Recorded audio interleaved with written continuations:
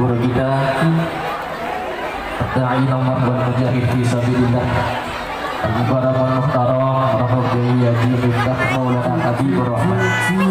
Tahu Gus Miftah sudah hadir di tengah-tengah kita. Maka dari itu langsung saja kita dengarkan Mau'izatul Hasanah sekaligus ditutup dengan doa yang dalam hal ini akan disampaikan oleh beliau Ad-Da'i ilallah wal mujahid fi sabilillah Al-Mukarram wal Muhtaram Rahmat Kiai Haji Miftah Maulana Habibur Rahman, atau yang biasa kita kenal dengan Gus Miftah. Pada beliau wa alaihi tafadhal mashkuran madhuran. Allahumma shalli ala sayyidina Muhammad.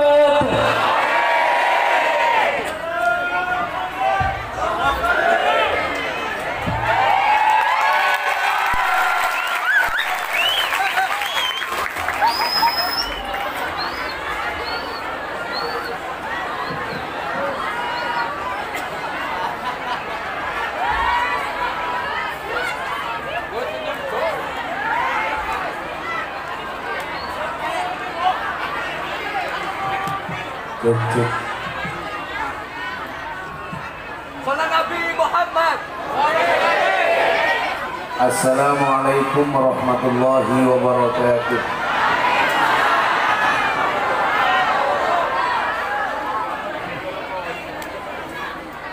Alhamdulillahil qail A'udzu billahi samil alim minasy syaithanir rajim. Bismillahirrahmanirrahim.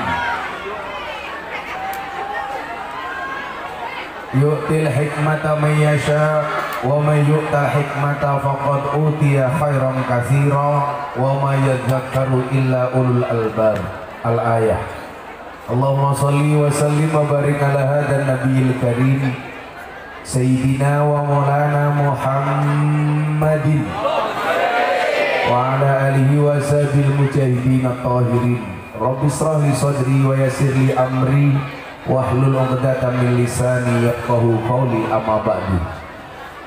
Hadratal muhtaramin, para masyayikh, para kiai, para habaib, tokoh agama, tokoh masyarakat, wabil khusus ingkang sampun rawuh Kiai Rosihin, Kiai Haji Huzaini Amir, Kiai Muannas, Kiai Haji Sofiuddin, Kiai Haji Dr. Andes Khairul Amin Fadil, Kiai Haji Mu'arif Afandi, Kiai Qadri, Kiai Dasuki, Uki Habibana Habib Usman, dan juga Habib-habib pembawa wedang.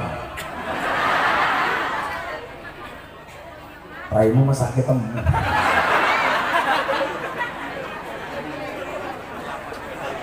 Sedaya tokoh agama, tokoh masyarakat yang saya muliakan, para pejabat yang berkenan hadir dalam semua tingkatannya yang saya hormati, segenap panitia pengajian dalam rangka Maulid Nabi Muhammad SAW, Bulakwaru Tarub Tegal, yang saya banggakan.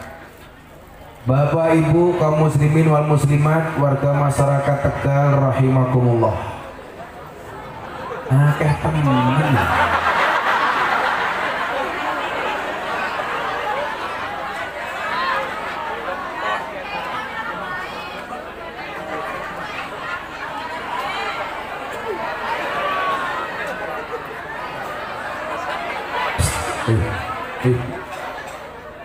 Iyunin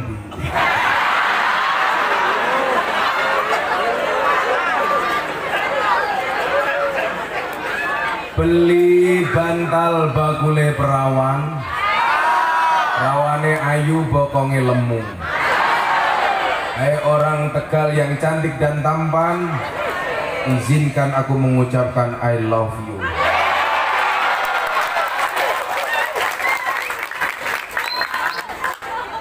Yang jawab I love you itu pasti janda. Bapak Ibu yang saya muliakan, salah satu pewaris Nabi yang paling utama adalah orang yang disebut dengan warrasikhuna fil ilmi, yaitu orang-orang rosih. Silakan duduk Pak, sebelah sana yang rapi, yang di depan duduk. Ingat, mereka datang pengen melihat wajahku, tidak pengen melihat bokongmu.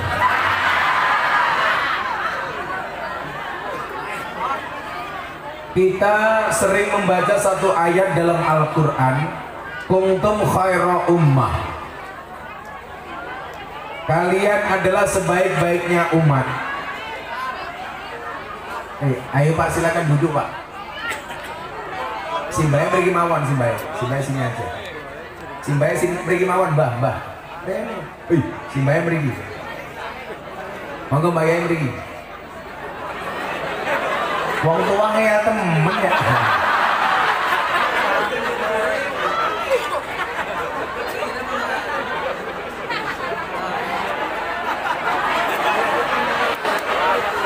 Kok ngaya temen jelam dicengkiwe ya.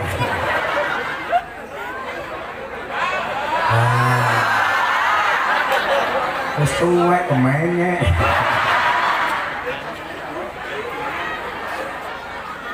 Apaan ya Beb? Anak di sini Beb ya. Nanti kalau di bawah nggak kelihatan marah lagi mereka Beb. Nah, kenapa dikatakan umat terbaik? Karena karakteristiknya adalah ta'muruna bil ma'ruf wa tanhauna 'anil munkar. Umatnya Nabi Muhammad yang merupakan konsekuensi dari umat terbaik, mohon maaf Bapak Ibu, umat terakhir tapi punya kelebihan, umatnya Nabi Muhammad akan masuk surga duluan dibandingkan umat-umat terdahulu. Jadi umatnya Nabi Muhammad akan masuk duluan dibandingkan umatnya Nabi Musa, dibandingkan umatnya Nabi Ibrahim, dibandingkan umatnya Nabi Isa. Tapi yang perlu Anda tahu, nyuwun sewu, oh cangkem meneng, ternyata temen ya, santet mateng. Kamu jangan berdiri di situ, ibu-ibunya sini aja dikosongin. Kalau pengen longgar sana di atas genteng sana. Silakan duduk Mbak.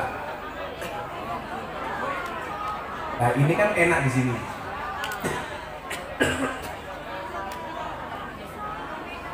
Apa Bu? Sing disuguhi nyongkok sing cerewet sang Amerika. Nah maka kita bersyukur kita ditakdir oleh Allah menjadi umatnya Nabi Muhammad. Nah Bapak Ibu yang saya muliakan, kalau kita merujuk dari penciptaan apa yang diciptakan oleh Allah, Allah itu menciptakan dua makhluk, makhluk hidup dan makhluk mati. Yang hidup itu ada dua, makhluk yang berakal dan makhluk yang tidak berakal. Kayak manusia ini dikatakan al-hayawanun natik, hewan yang bisa berbicara dan punya akal. Yang punya akal juga ada dua. Yo hatimu coba banter-banter.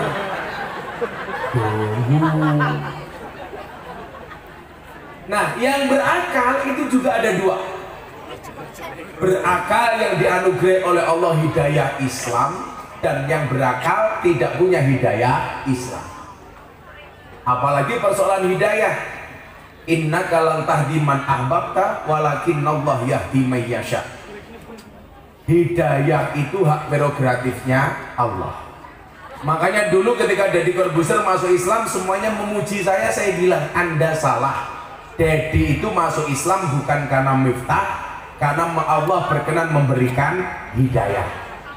Cuman saya nggak tahu kenapa banyak orang non-Islam tertarik masuk Islam melalui Gus Miftah.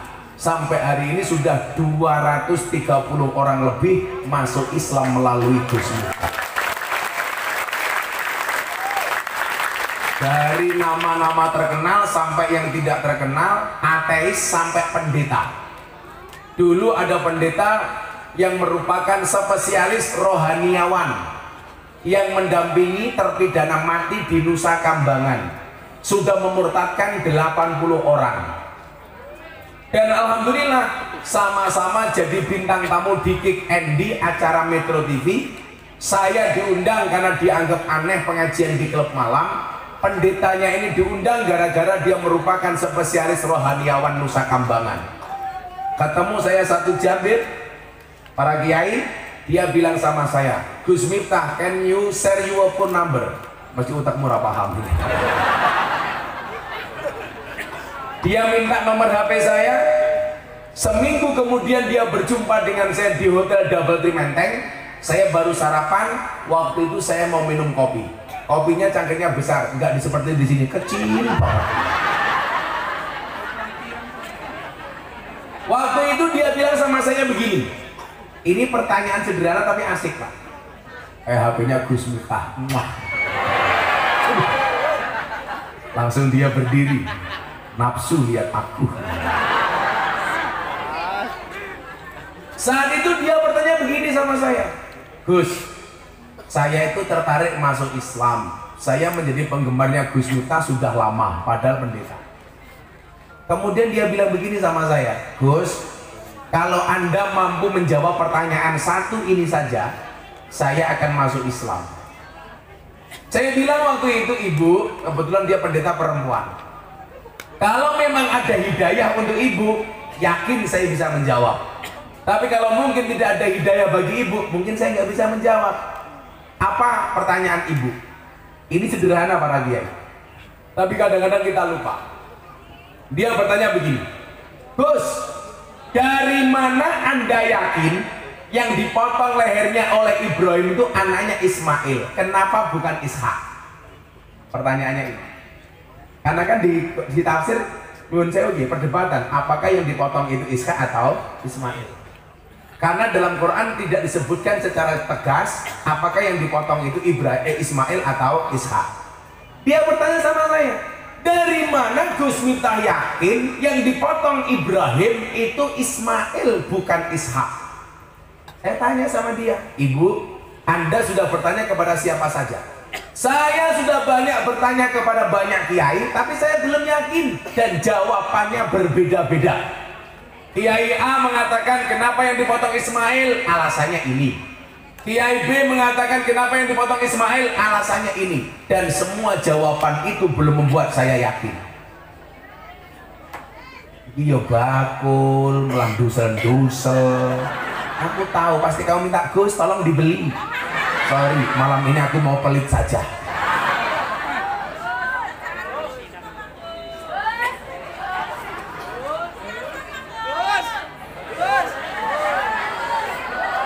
Saya itu kalau orang nggak minta malah saya beli, kalau minta malah nggak saya beli. Karena kalau minta itu jatuhnya toma. Toma itu hurufnya ada 3, to, mem, ain. To itu kepalanya besar, kakinya kecil.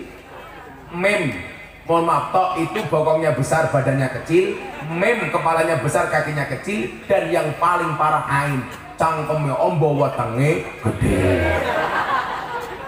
Hanya kalau minta malah nggak saya beli. Sama Pak, kalau di pondok saya orang datang minta-minta malah nggak tak kasih. Tapi kalau diem malah tak kasih. Rungok aku pengen. Mau ngaji baru mulai guys beli. Emangnya aku cowok apaan?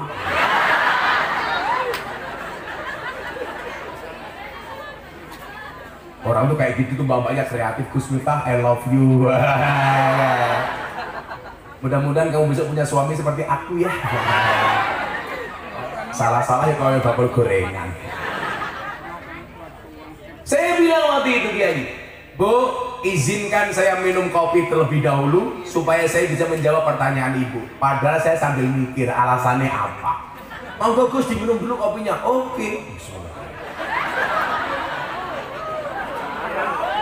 Enak Gus, sangit.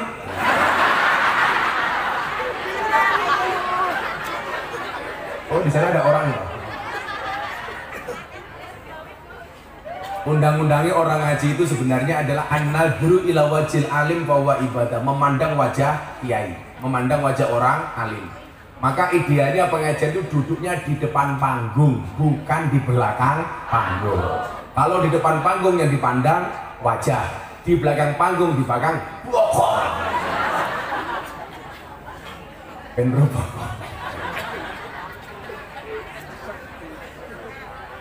Kan kami janda ya. Akhirnya Bapak Ibu, ini singkat cerita, kita ngomongin hidayah tadi itu, bahwa kalau kemudian Allah kasih hidayah, tidak ada orang yang bisa menolak. Apa jawaban Gus Miftah? Bu, mohon izin. Pertanyaan yang sama pernah ditanyakan oleh Deddy Corbuzier. Mohon maaf, pertanyaannya beda tapi konteksnya hampir sama. Waktu itu Deddy Corbuzier pernah bertanya perihal hidayah. Gus, kenapa tidak semua ajaran agama itu bisa diterima oleh akal?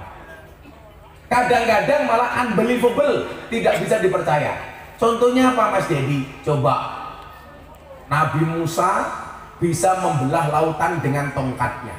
Blek. Itu kan irasional, tidak masuk akal Mas Dedi bilang. Karena Dedi itu orangnya sangat cerdas, orang yang mampu menumbuhkan motivasi untuk orang lain, tetapi tidak mampu menumbuhkan rambutnya sendiri. Apalagi yang tidak masuk akal. Nabi Ibrahim dibakar Raja Namrud tidak mempan. Ini tidak masuk akal. Kalau kajian agama gampang. Qulna ya narukuni bardan wasalaman ala Ibrahim. Apalagi Nabi Ismail dipotong lehernya diganti seekor domba. Susah diterima akal. Terus dia bilang lagi, kalau Nabi Isa berjalan di atas sungai, di atas air, itu sulapan. Saya juga bisa. Ternyata benar ya. Deddy Corbuzier bisa berjalan di atas air pakai triknya.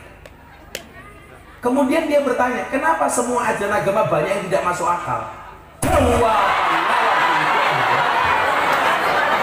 ya kan harus semangat.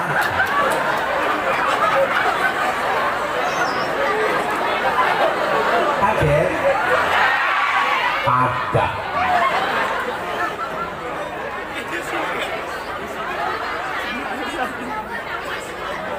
Apa? Kacamatanya buka. Kalau saya sampai buka kacamata ibu-ibu langsung nubruk saya. Sorry, mataku terlalu indah untuk kamu nikmati. Kamu nafsu banget sama aku. Apa? Kakak tuh gaib. Saya bilang sama Dedi, Mas Dedi, satu ayat yang pertama kali diterimakan kepada baginda Nabi bunyinya adalah Iqra bismi rabbik. Iqra itu dimensi akal, bismi rabbik itu dimensi hati. Iqra itu intelektualitas, bismi rabbik itu spiritualitas. Persoalan agama yang benar, akal mengikuti hati atau hati mengikuti akal? Jawabannya adalah akal mengikuti hati, bukan hati yang mengikuti akal. Makanya waktu itu konteksnya berkembang. Cinta itu dari mata turun ke hati atau dari hati naik ke mata? Dedi jawab, cinta itu dari mata turun ke hati. Itu salah. Kalau cinta dari mata turun ke hati, berarti selamanya orang Bulakwaru tidak akan pernah cinta dengan Allah. Kenapa? Karena matamu tidak pernah melihat Allah. Kalau cinta itu dari mata turun ke hati, kita maulid Nabi, tidak akan pernah mencintai Nabi. Kenapa? Karena matamu tidak pernah melihat Nabi. Lebih konkret lagi, kalau cinta itu dari mata turun ke hati, orang buta itu tidak akan pernah merasakan indahnya cinta. Kenapa? Karena orang buta tidak pernah melihat pasangannya. Tapi faktanya orang buta juga bisa jatuh cinta, karena cinta itu dari dalam hati. Mereka menikah mateng, nggak salah jalan, nggak salah jalan. Saya beberapa waktu yang lalu didatangi sama panti apa? Tuna netra. Ada 40 orang dia datang ke pondok saya. Ternyata mereka, Gus, kami penggemar Gus Miftah. Oke, selesai. Tak kasih uang mau nggak? Mau. Tak kasih uang 200.000 semuanya. Untuk apa uangnya? Untuk beli kuota nonton YouTube. Hah? Kuota nonton YouTube. Malah guyon sama saya, Gus Miftah kalau rahasia ranjangnya kalah sama kami orang buta. Maksudnya gimana Pak? Rahasia seks kami Gus 2 jam 10 menit. Lama banget. Iya, 2 jam cari lubangnya, 10 menit mainnya. Ini malah yang ngomong siapa Pak? Orang buta, kurang aja dia. Tapi di Indonesia orang yang matanya buta tapi hatinya terang ada 2. 1 Gus Dur, nomor 2 si buta dari gua hantu. Ibu-ibu tahu siapakah yang digendong oleh si buta dari gua hantu? Orangnya ini. Oh, bukan. Oh, kayak kunyuk deh enggak.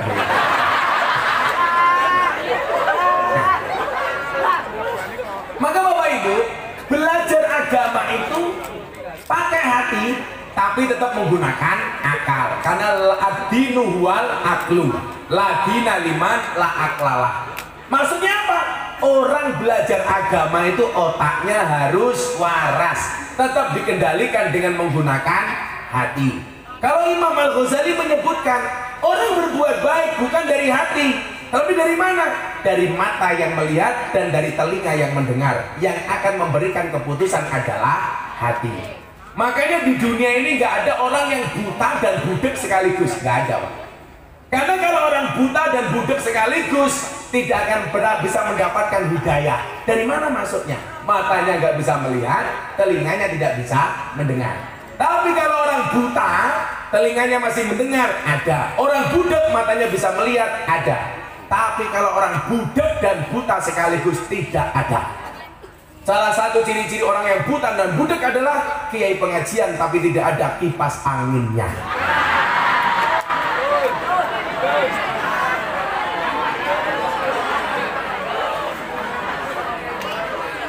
Malah mak nggo dhewe. Ada kirene, Cok. Karena sumuk. Nah, apa jawaban saya terhadap pertanyaan pendeta itu waktu itu? Jawaban saya begini Bapak Ibu. Saya tanya dia, Bu Pendeta, Gus, Anda tahu bagaimana perjuangan Nabi Ibrahim mendapatkan anak pertama? Saya mau tanya Bapak Ibu, anak pertama itu Ismail apa Ishak? Ismail apa Ishak? Ismail. Perjuangan Ibrahim mendapatkan Ismail itu luar biasa. Sampai Nabi Ibrahim berusia lanjut, Allah belum berkenan memberikan momongan untuk Ibrahim. Istri pertamanya siapa Bu? Sarah. Dalam Al-Quran itu ada 4 macam tipe keluarga. Ibu-ibu bulak waru pilih yang mana? 1 tipe keluarga Nabi Nuh, ciri-cirinya suaminya soleh, istrinya nakal. 2 tipe keluarga Fir'aun, suaminya nakal, istrinya solehah, Siti Asia. 3 tipe keluarga Abu Lahab, suaminya nakal, istrinya nakal. 4 tipe keluarga Ibrahim, suaminya soleh, istrinya solehah. Ibu-ibu bulak waru pilih mana? Nuh, Fir'aun, Abu Lahab apa Ibrahim? Subhanallah. Dan Anda tahu Ibrahim istrinya 2.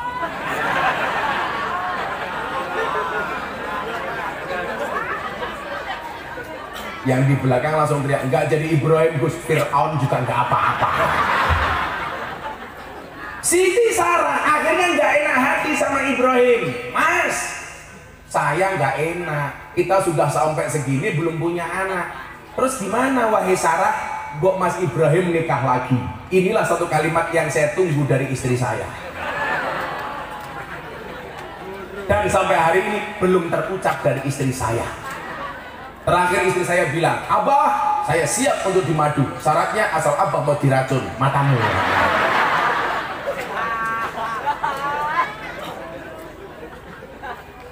Nah, akhirnya Siti Sarah mengatakan, Ibrahim, kamu nikah lagi, tak carikan pasangan.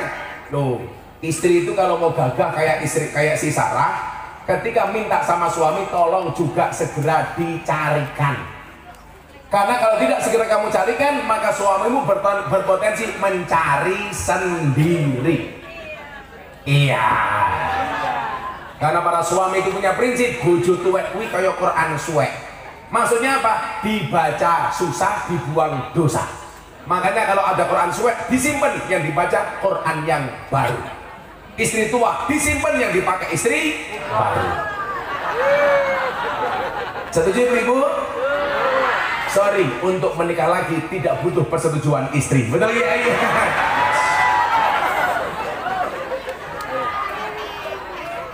Tapi laki-laki jangan salah, saya penganut madhabnya Mbah Maimun. Kalau laki-laki menikah lagi mengatasnamakan sunnah Rasul, kuwi goblok. Nikah poligami itu bukan sunnah Rasul. Nabi Muhammad itu menikah karena langsung diperintah oleh Allah. Makanya di dunia ini ada dua pernikahan yang walinya langsung Allah. Satu, Nabi Adam menikah dengan istrinya. Siapa istrinya? Salah, Bu Adam. Kemudian yang kedua adalah pernikahan Kanjeng Nabi dengan Siti Zainab. Itu walinya langsung Allah. Nah, kalau Pak Kiai ini punya prinsip, nikah itu ibadah. Ibadah yang paling baik dilakukan secara sembunyi-sembunyi. Karena kalau dipamerkan riak tidak dapat pahala. Betul ya ini? Makanya kalau kita naik lagi diam-diam saja.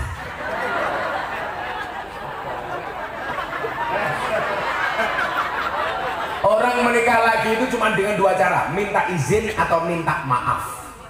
Minta izin berarti nembung di awal, minta maaf kalau ketahuan baru maaf. Ibu-ibu pilih minta izin apa minta maaf? Bapak-bapak, nyuwun sewu. Kalau punya istri dua, konsepnya adalah eling lan waspada. Eling marang mbok nom, waspada marang mbok tua. Nah, akhirnya dari pernikahan Hajar melahirkan seorang anak namanya Ismail. Baru jauh hari kemudian muncul Ishak. Apa jawaban saya kepada ibu pendeta ini? Saya bilang, Bu, secara psikologis kira-kira Nabi Ibrahim lebih berat memotong leher Ismail atau Ishak? Menurut Gus Miftah, Ismail. Kenapa? Karena Ismail anak pertama, perjuangannya lama. Baru setelah itu kemudian muncul Ishak. Bukankah Al-Quran mengatakan lan tanalul birra hatta tunfiqu mimma tuhibbun? Sekali-kali kamu tidak akan pernah mendapatkan kebaikan sehingga kamu menafkahkan yang terbaik yang kamu miliki. Kalau dua orang ini dianggap yang terbaik, kira-kira yang terbaik Ismail apa Ishak? Jawabannya Ismail.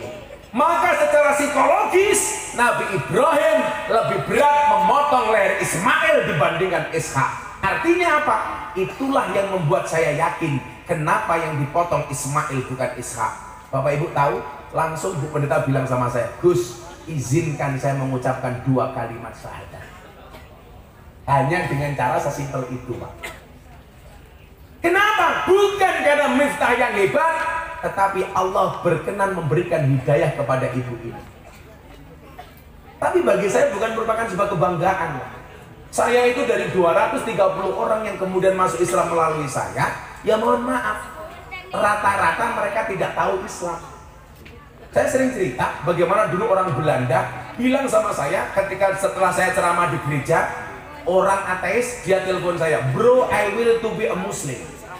Do you know about Islam? No, I don't know about Islam. Saya bilang, if you don't know about Islam, why you will to be a Muslim? Pasti otak murah paham ini.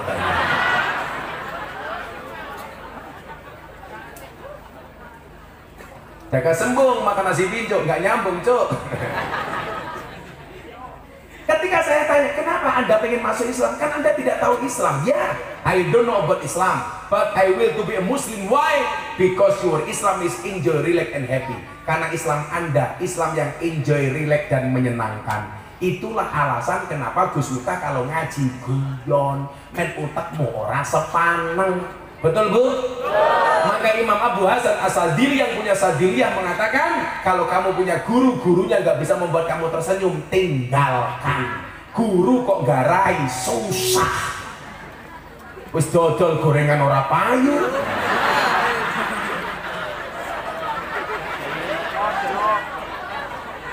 Makanya bener Pak Tentara, Pak Polisi, melu ngaji. Ora apa-apa, pangkatnya cilik tapi selamat daripada jenderal dipecat.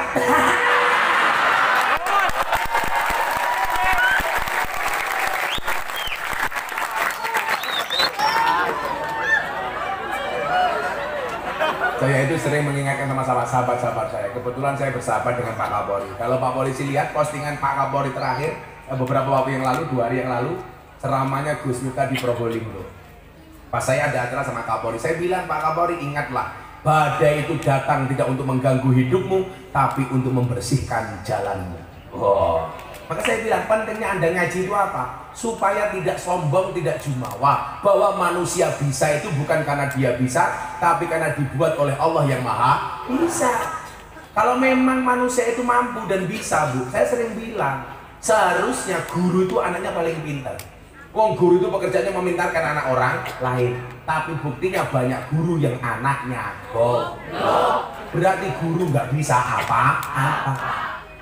Kalau memang manusia itu bisa, seharusnya dokter itu badannya paling sehat. Wong dokter pekerjaannya menyehatkan orang lain. Tapi faktanya banyak dokter badannya sakit. Saya di Jogja punya teman dokter spesialis THT, telinga hidung tenggorokan, malah wonge gudeg. Bisa kalau memang manusia itu bisa, seharusnya Pak Polisi itu rumahnya paling aman. Wong polisi pekerjaannya mengamankan rumah orang, tapi buktinya polisi sendiri tidak aman. Buktinya ada polisi ditembak polisi di rumahnya polisi. Berarti polisi itu mampu karena dimampukan oleh Allah yang maha mampu. Kalau memang manusia itu mampu dan bisa, seharusnya Pak, kuli bangunan itu rumahnya paling bagus. Kenapa? Karena pekerjaannya membuatkan rumah orang. Tapi buktinya banyak kuli bangunan nggak punya rumah. Contohnya kuli bangunan bulak warung.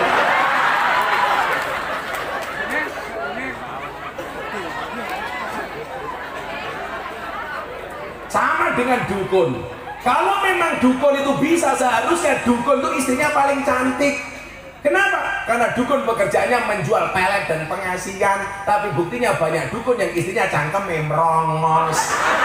Berarti dukun nggak bisa apa-apa.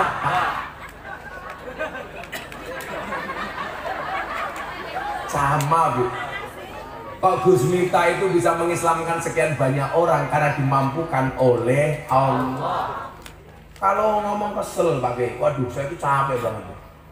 Saya itu kalau pergi ngaji 2 minggu baru pulang, 15 hari baru pulang. Saya berangkat pakai baju sak koper, habis pulang 2 minggu kemudian. Setiap tahun kiai yang minta ngaji di pondok itu berapa coba tiap hari? 500 permintaan. Kalau saya terima semuanya sebulan 15.000. 1 tahun saya bisa ngaji 1000 kali. Berarti permintaan 1 bulan nutup 15 tahun. Pertanyaannya, aku kelone kapan? Kan aku jadi ingin. Sudah jarang kelon. Kemarin pengajian di Pasuruan ada ibu-ibu muda bawa bayi. Nyusoni ning ngarep panggung ya.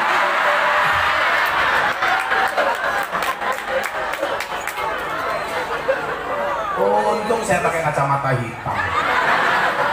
Jadi pas saya melotot nggak kelihatan. Nah, Allah tadi menciptakan yang berakal itu ada 2, berakal yang Islam dan berakal yang tidak Islam. Yang Islam juga ada 2, Islam yang punya iman dan Islam yang tidak punya iman.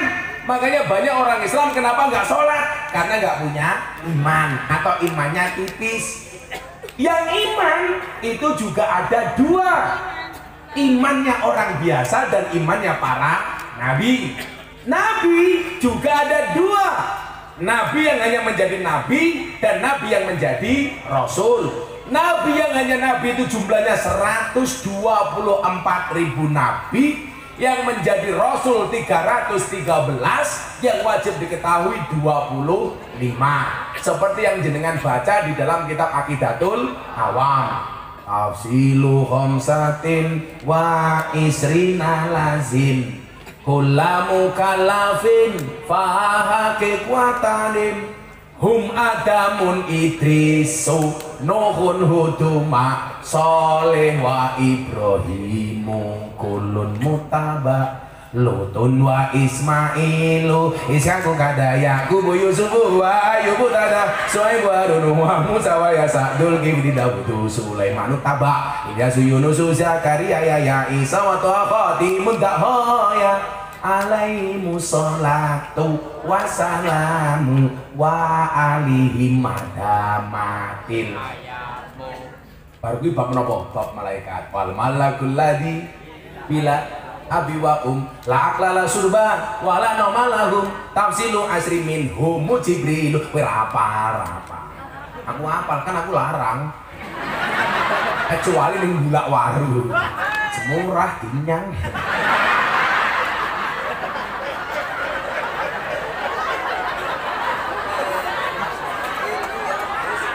Anak-anak hadrah sudah disamani belum? Belum.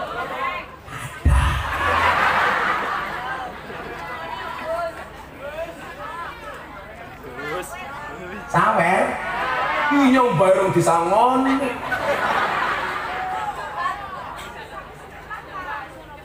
Sallu ala Nabi Muhammad. Nah, Rasul itu juga ada dua. Rasul yang hanya sekedar Rasul dan Rasul yang mendapatkan gelar Ulul Azmi. Ulul Azmi ada dua, 5. Musa, Ibrahim, Nuh, Isa, Muhammad. Disingkat minim. Musa, Ibrahim, Nuh, Isa, Muhammad. 5 ulul azmi ini ternyata yang terbaik dari yang terbaik adalah baginda Nabi Muhammad sallallahu alaihi wasallam. Nah, awake dhewe iki beruntung. Wong rupa-rupa elek kaya awake dhewe kok ditakdir dadi umat Kanjeng Nabi Muhammad. Yang dikatakan khaira umat. Mila nyuwun sewu supaya awake dhewe iki bertahan dengan segala kebaikannya. Mohon maaf, caranya cuma 2. Ta'muruna bil ma'ruf wa tanhauna 'anil munkar. Nah, iso amar ma'ruf nahi mungkar niku kudu duwe ilmu. Bu, amar ma'ruf kalau nggak punya ilmu jadi amar ma'ruf nyambi mungkar. Kalau istilahnya Habib Usman, STMJ, sholatnya terus maksiatnya jalan. Mbak boleh gorengan guyon supaya aku kasihan sama kamu. Aku tahu.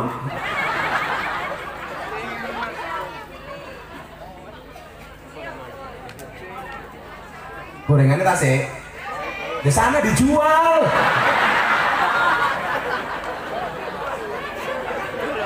Oh, gak ada yang beli. Ya kan maklum miskin. Sampean para penjual itu harus bersyukur. Kata Nabi, 9 dari 10 jalan rizki adalah jual beli. Nah, maka Anda ini termasuk orang-orang yang sangat dicintai oleh Nabi. Caranya bagaimana? Menjual yang ikhlas, jangan ngemis-ngemis di hadapan panggung, ya.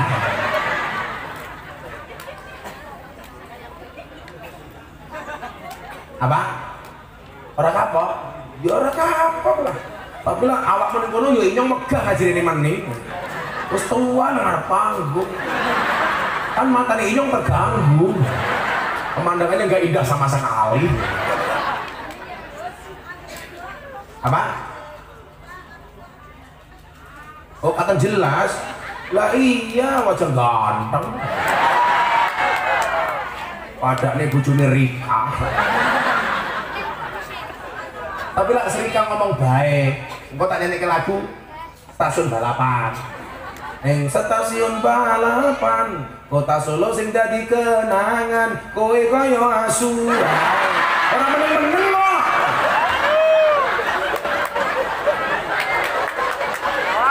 Ana wong ngaji cakep cerewet bae. Kok geting aku. Ini kayaknya korban TikTok. Ini kalau di rumah nyanyi ini apa nih? Begitu sulit. Lupakan sulit.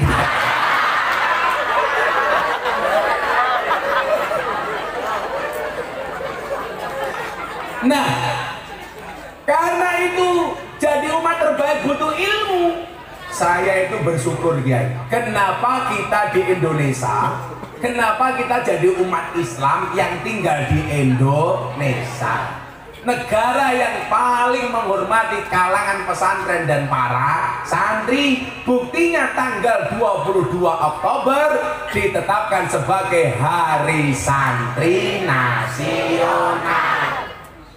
Malam minggu pahing kemarin Pak Kiai Said berkenan hadir di pondok saya, rutinan malam minggu pahing. Beliau cerita tentang asal muasal Hari Santri. Hari Santri diusulkan oleh PBNU, cerita Pak Kiai Said. Kebetulan saya sama Kiai Said sama-sama prof. Kiai Said profesor, Gus Miftah provokator. Provokator kebaikan. Nah, beliau cerita, awalnya Presiden Jokowi janji kampanye 2019 menghendaki hari santri jatuh tanggal 1 Muharram, tapi ditolak sama PBNU karena 1 Muharram itu tahun baru Islam, sudah diperingati oleh orang sedunia. Maka kemudian beliau minta momentumnya tanggal 22 Oktober. Ditolak. Salah satu yang menolak ormasnya adalah Muhammadiyah karena dikhawatirkan muncul kecemburuan. Nanti kalau ada hari santri dikhawatirkan kiai juga minta hari kiai. Tapi dijawab sama Kiai Said, Indonesia sudah terbiasa dengan hal seperti itu. Contohnya apa? Dari dulu ada hari ibu, bapak juga nggak pernah protes ada hari bapak. Ada hari Kartini, nggak ada hari Kartono. Ada Ibu Pertiwi, nggak ada Bapak Pertowo. Karena perempuan tuh paling menang gitu. Beneran kita hidup di atas bumi, bukan Pak Mi. Ada Ibu Jari, nggak ada Bapak Jaro. Bahkan orang Jepang bikin alat untuk motor, namanya juga untuk ibu-ibu, namanya apa? Busi, nggak ada Pak Si. Busi. Nah, pertanyaannya begini, santri ini ku nopo Gus? Supaya kemudian kita tetap layak diakui sebagai umatnya Kanjeng Nabi, sebagai umat terbaik, tentunya keilmuan itu harus terjaga. Yang dikatakan ahli warisnya para nabi itu bukan yang kaya, bukan yang ganteng, bukan yang cantik, tapi al ulama, wong alim sing duwe ilmu, alladzina hum warasatul anbiya. Lah, awake dhewe nggih pengajian Maulid Nabi ngoten niki lak dalam rangka mensukseskan niki wau alladzina hum warasatul anbiya, supaya rakyat tang titik awake dhewe iki yo ngaji. Pilihan kan sederhana mawon, kun aliman au mutaliman au mustami'an au muhibban wala takun khomisan. Jadilah orang yang alim, derajatnya paling tinggi. Kenapa? Karena yarfa'illahu alladhina amanu minkum walladhina utul ilma darajat. Wong alim itu regane larang. Mila nyuwun sewu, kenapa kok malaikat disuruh sujud kepada Adam? Karena wa 'allamal adamal asma'a kullah. Karena Adam itu berilmu.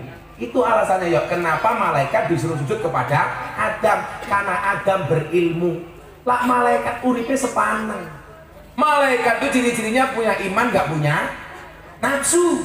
Iblis punya nafsu, nggak punya iman.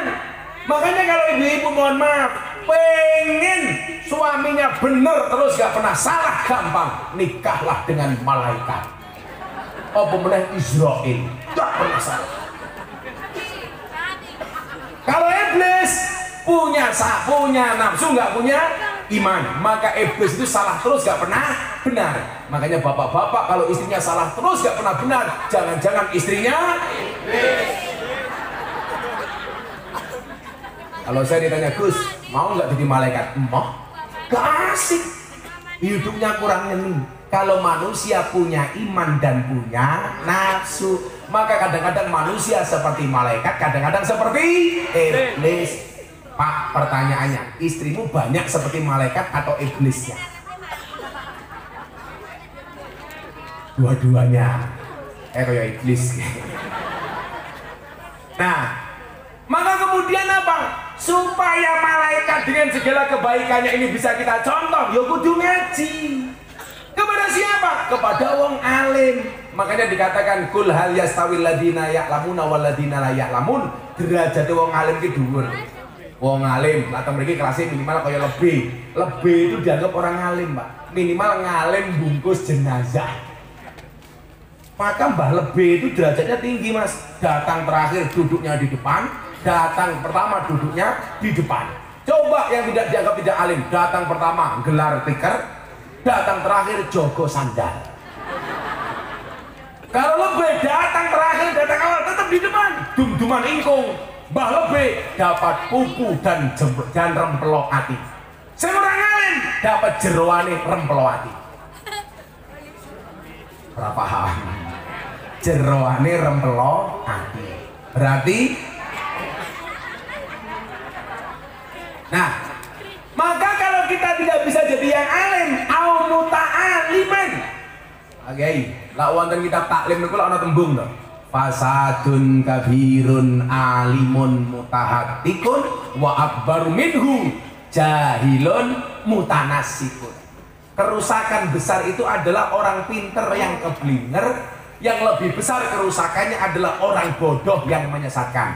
Saya mau tanya, Pak Bu, ada orang goblok sholat, orang alim tidur. Yang digoda setan goblok sholat apa alim tidur? Goblok sholat apa alim tidur? Alim tidur. Kalau orang goblok sholatnya gak usah diganggu sama setan, mesti salah. Yang digoda siapa? Orang alim supaya tidak bangun, karena kalau dia bangun membenarkan sholatnya orang goblok. Maka dikatakan naumul alimi ibadatun, tidurnya orang alim itu ibadah. Karena mau tidur wudhu dulu, nguyuh cewek, turu sunah Nabi dengan cara-cara Nabi, bangun juga berdoa. Coba yang goblok nggak tahu ilmunya, nguyuh ora cewek. Loh, lawang alim